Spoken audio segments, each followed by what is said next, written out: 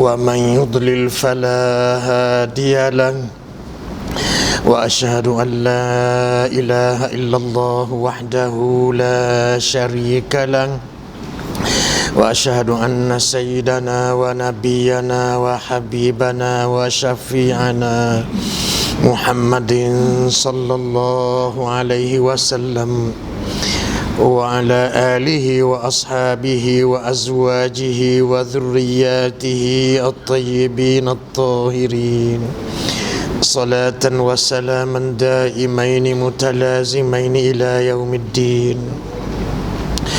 أعوذ بالله من الشيطان الرجيم. والذين لا يدعون مع الله إلها آخر ولا يقتلون النفس التي حرم الله إلا بالحق ولا يزنون ومن يفعل ذلك يلقى أثاما. صدق الله العظيم. Surah Al-Furqan ayat 60, 68, 69, 70 dan 71 insya-Allah. Kita buat rajukkan dalam surah Al-Furqan ayat 68, 69, 70, 71 insya-Allah.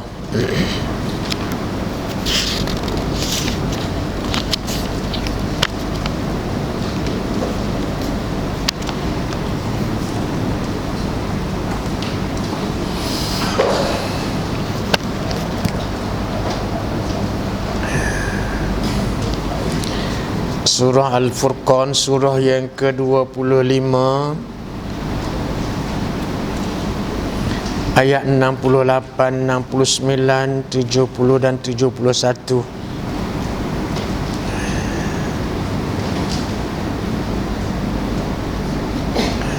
Tuan-tuan dan puan-puan yang dirahmati Allah sekalian, kuliah kita pada malam ini mudah-mudahan kita langkah selangkah lagi kepada kaedah penghisapan yang keempat rasa. Kaedah penghisapan yang keempat dari 6 kaedah penghisapan oleh kerajaan Allah terhadap diri kita, hamba-hamba dia di akhirat nanti.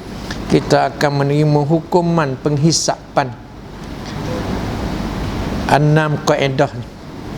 Maka tajuk kita pada malam ini, kejahatan diganti dengan kebaikan.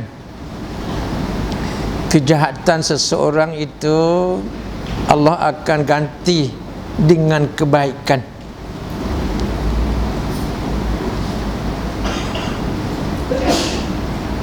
Tajuk kita di bawah penghisapan yang keempat,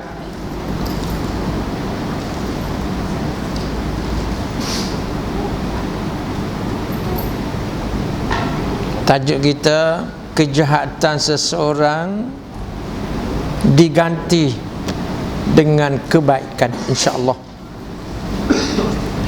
Maka di bawah tajuk itu kita ambil ayat 68, 69, 70 dan 71 dalam surah Al-Furqan.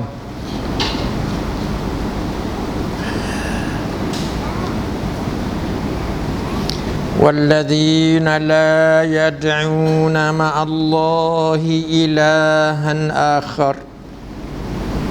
Orang-orang yang tidak menyembah Tuhan yang lain selain Allah.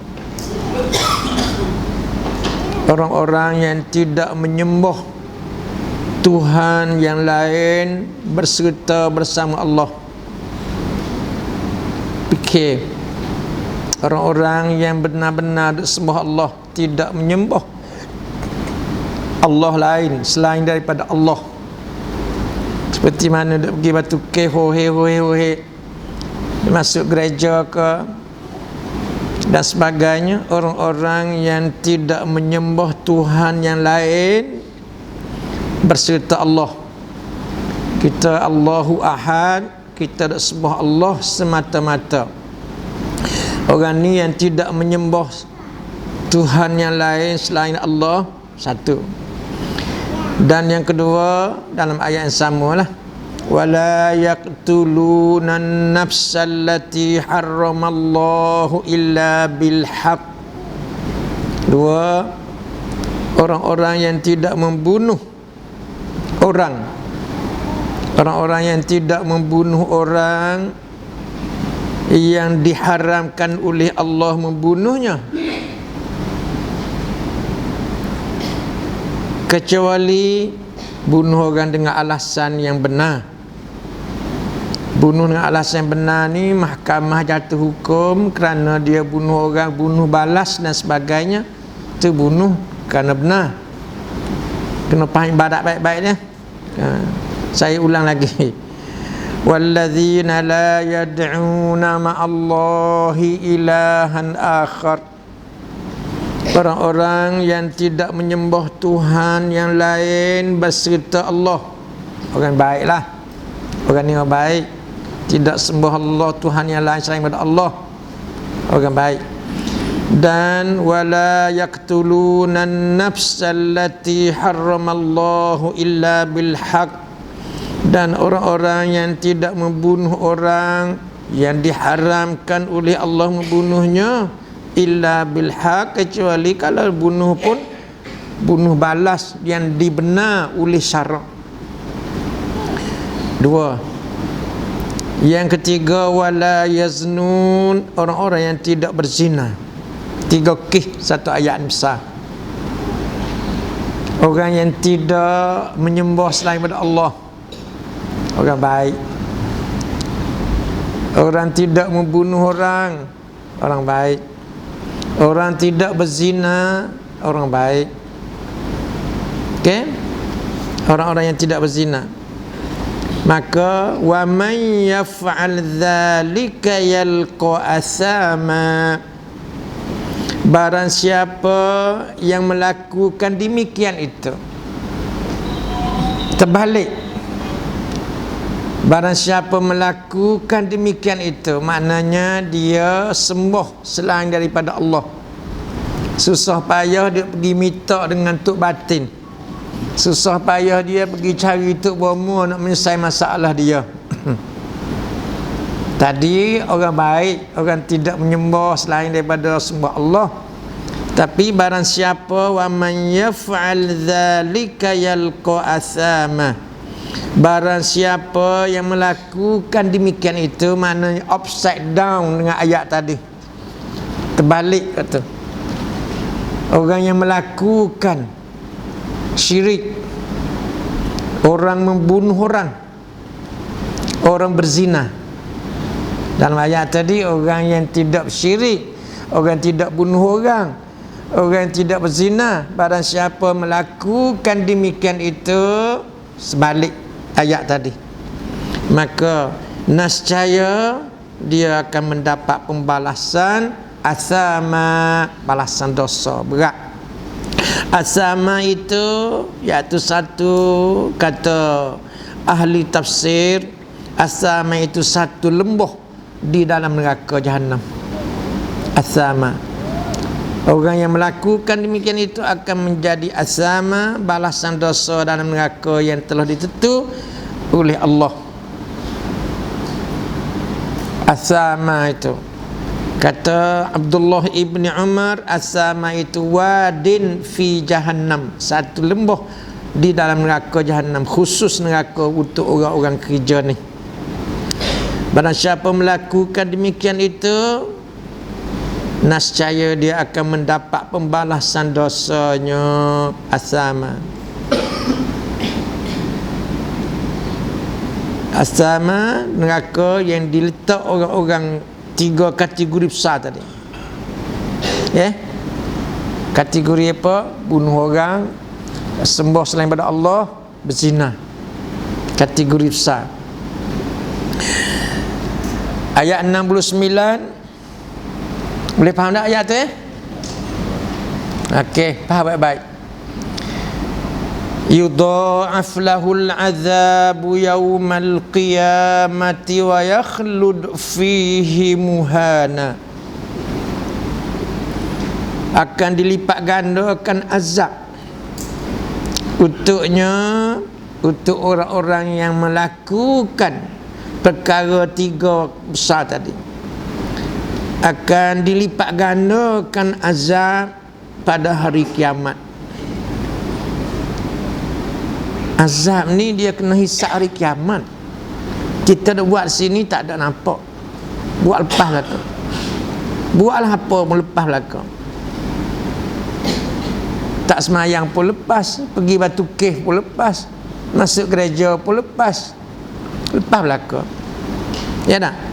Tapi di akhirat tempat pembalasan. Dunia darul amal wal akhiratu darul jaza. Akhirat tempat pembalasan, dunia tempat kita buat amal. Buat apa pun, di akhiratlah tempat pembalasan, yang mana kita cakap tentang penghisapan.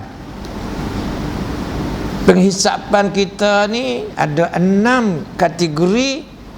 Hak ni kita akan baca, akan rasa tenang hati.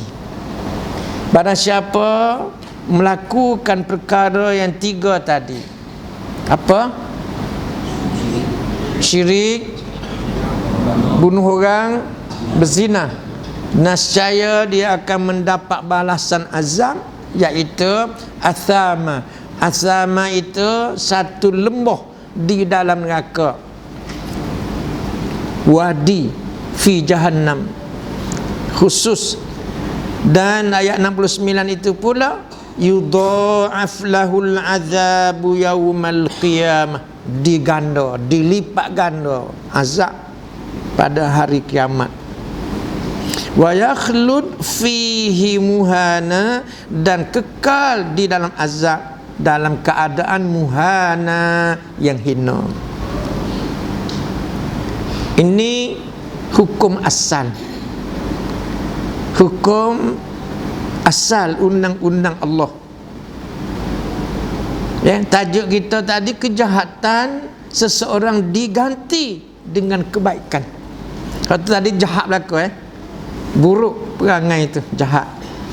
Tapi tajuk kita tu, kejahatan seseorang itu diganti dengan kebaikan. Bagaimana?